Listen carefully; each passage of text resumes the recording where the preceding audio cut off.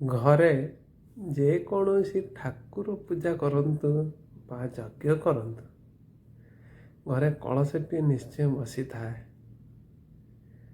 ପୂଜା ସାରିବା ପରେ ସେ କଳସର ପାଣିକୁ 4 ପ୍ରକାରର ଛିଞ୍ଚାଯାଏ। 4 ପ୍ରକାରର ଛିଞ୍ଚିବା ଦ୍ୱାରା 4 ପ୍ରକାରର ମଙ୍ଗଳ ବି ହୋଇଥାଏ।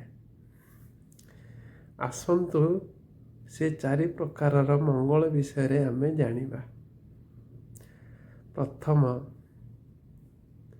ଆମ୍ବ ପତ୍ରକୁ ନେଇ ସେ କଳସର ପାଣିରେ ବୁଡ଼ାଇ ଛିଞ୍ଚିଲେ ଘରେ ଥିବା ବାସ୍ତୁ ଦୋଷ ସମ୍ପୂର୍ଣ୍ଣ ଭାବରେ ଦୂର ହୋଇଥାଏ। ଏଇଗଲା ପ୍ରଥମଟି। ଦ୍ୱିତୀୟଟି, ଯଦି ସେ କଳସର ପାଣିରେ ତୁଳସୀ ପତ୍ରକୁ ବୁଡ଼ାଇକି ଛିଞ୍ଚିବା ଦ୍ୱାରା ତାହେଲେ ପରିବାରର ସମସ୍ତ ସଦସ୍ୟ ନିରୋଗୀ ରହିଥାନ୍ତି। ଏ ଥିଲା ଦ୍ୱିତୀୟଟି। ଆସନ୍ତୁ ତୃତୀୟଟି ଜାଣିବା। ସେହି କଳସର ପାଣିରେ ଆମେ ଫୁଲକୁ ବୁଡ଼ାଇ ଛିଞ୍ଚିଲେ ପରିବାରର ସମସ୍ତ ସଦସ୍ୟଙ୍କ ମଧ୍ୟରେ ସ୍ନେହ ଓ ସହାନୁଭୂତି ବଢ଼ିଥାଏ।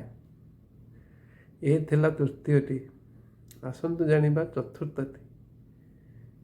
ସେହି କଳସର ପାଣିରେ ଆମେ ଦୁବକୁ ବୁଡ଼ାଇ ଛିଞ୍ଚିଲେ ଘରେ ଥିବା ଛୋଟ ଛୁଆମାନଙ୍କର ବୃଦ୍ଧିରେ ବିକାଶ ଘଟିଥାଏ।